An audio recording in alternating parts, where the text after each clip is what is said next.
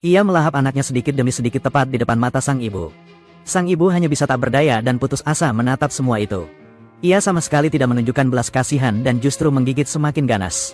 Anak-anak singa lainnya menahan napas sambil menyaksikan, tidak berani mengeluarkan suara sedikit pun. Dan penyebab dari semua ini, sepenuhnya adalah perbuatannya sendiri. Tidak lama sebelumnya, demi menunjukkan kekuasaannya di hadapan macan tutul betina, ia menyiksa anaknya hingga mati. Sang induk macan tutul hanya bisa menggeram pelan sambil terpaksa menyaksikan semuanya. Tak peduli seberapa keras anaknya meronta, ia tetap tak bergeming. Karena ia tahu macan tutul bukanlah lawannya. Namun kasih sayang seorang ibu seringkali menciptakan keajaiban. Ia mengumpulkan seluruh keberaniannya untuk merebut kembali anaknya. Namun singa betina yang ingin menunjukkan dominasinya sama sekali tidak takut. Dengan cepat ia mengusir macan tutul itu naik ke atas pohon. Hal ini pun menumbuhkan niat balas dendam dalam diri macan tutul. Hingga anak itu benar-benar berhenti meronta. Barulah singa betina meletakkannya ke tanah, menegaskan bahwa dialah penguasa wilayah ini. Setelah singa betina benar-benar pergi jauh, barulah ia berani mendekati anaknya. Masih tak ingin mempercayai kenyataan di depan matanya. Pagi hari masih merupakan anak yang sehat. Kini telah terpisah hidup dan mati dengannya. Dengan lembut ia membelai anaknya yang kecil dan membawanya naik ke atas pohon. Ia berharap anaknya hanya sedang tertidur lelap. Dengan putus asa ia menjilati tubuh anaknya. Meski rasa sakit kehilangan anak adalah kenyataan yang tak ingin diterima oleh ibu manapun, namun ia tetap menenangkan hatinya. Karena masih ada satu anak yang membutuhkan kehadirannya untuk tumbuh dewasa. Seiring berjalannya waktu, macan tutul dan satu-satunya anaknya saling bergantung satu sama lain. Namun di alam liar tempat yang kuat memangsa yang lemah ini, rasa lapar seringkali lebih menakutkan daripada singa. Untuk mendapatkan lebih banyak makanan, ia harus menuju ke wilayah dengan sumber air yang melimpah. Hal ini juga berarti ia tidak bisa melindungi anaknya setiap saat. Namun musim kemarau adalah masa yang sangat buruk bagi macan tutul. Karena minimnya perlindungan dari pepohonan, ia hampir tidak mungkin mendapatkan mangsa yang layak.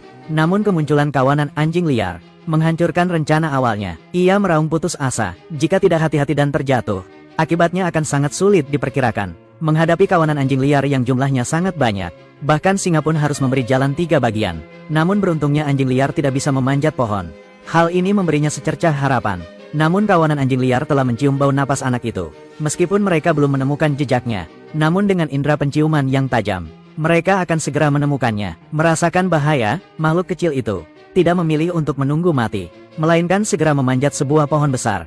Baru saja lolos dari serangan kawanan anjing liar. Di sisi lain, induk macan tutul berhasil menangkap mangsa kecil. Namun di musim kekurangan makanan ini, hal itu tidak berarti makanan tersebut pasti menjadi miliknya.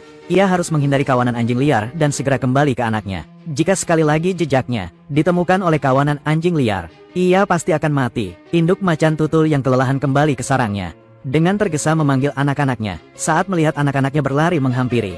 Segalanya terasa sepadan. Begitulah mereka berhasil melewati musim buruk ini. Musim hujan pun tiba tepat waktu. Padang rumput Zambia menyambut kehidupan baru. Ini berarti persediaan makanan akan menjadi lebih melimpah. Ia pun kembali mendapatkan mangsa dengan mudah. Namun di alam liar tempat yang kuat memangsa yang lemah ini, kawanan hiena lapar telah menyaksikan semuanya. Namun para penumpang hasil tanpa usaha. Bukan hanya hiena-hiena terkutuk itu. Ada pula singa di puncak rantai makanan. Namun membawa mangsa membuat langkahnya melambat. Seekor singa betina perlahan mendekatinya. Dan singa betina inilah yang telah membunuh anak perempuannya. Menghadapi musuh yang menyerang, ia tidak memilih untuk bertarung secara langsung.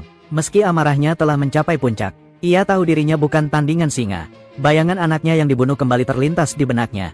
Hasrat balas dendam di dalam hatinya semakin membara. Sinar matahari yang terik menyinari setiap inci tubuhnya. Dengan tekad bulat ia melangkah menuju wilayah kawanan singa. Bagi yang sering menonton film dokumenter pasti tahu, saat pergi berburu, kawanan singa biasanya meninggalkan beberapa singa dewasa untuk melindungi keselamatan anak-anaknya. Anak-anak singa bermain tanpa rasa waspada. Pemandangan hangat ini membuat hatinya terasa perih. Ia pernah menjadi seorang ibu. Ia pun pernah memiliki anak-anak yang nakal dan lincah. Dan tepat saat itu, seekor kijang yang terpisah dari kawanan tiba-tiba muncul di wilayah kawanan singa, menghadapi mangsa yang datang dengan sendirinya. Singa betina penjaga anak-anak pun menjadi gelisah, hingga akhirnya mereka benar-benar menghilang dari pandangannya. Tak lama kemudian, singa betina yang telah membunuh anaknya kembali. Namun justru melihat pemandangan yang paling tidak ingin ia lihat. Ia menyeret seekor anak singa ke atas pohon. Tidak langsung membunuhnya, melainkan menunggu di atas pohon hingga singa betina itu kembali. Lalu di hadapannya, ia melahapnya sedikit demi sedikit. Persis seperti yang pernah dilakukan singa itu terhadap anak perempuannya. Singa betina itu tampaknya menyadari siapa dirinya. Ia tahu bahwa dirinya bisa membunuh seluruh anak-anak singa. Namun ia tidak melakukannya, hanya menukar satu nyawa dengan satu nyawa. Anak-anak singa lainnya menahan napas sambil menyaksikan. tak berani mengeluarkan suara sedikit pun. Saat itu juga, induk singa merasakan sakitnya kehilangan anak. Dengan hati yang berat, ia pergi dalam diam. Namun induk macan tutul tidak merasa senang akan hal itu.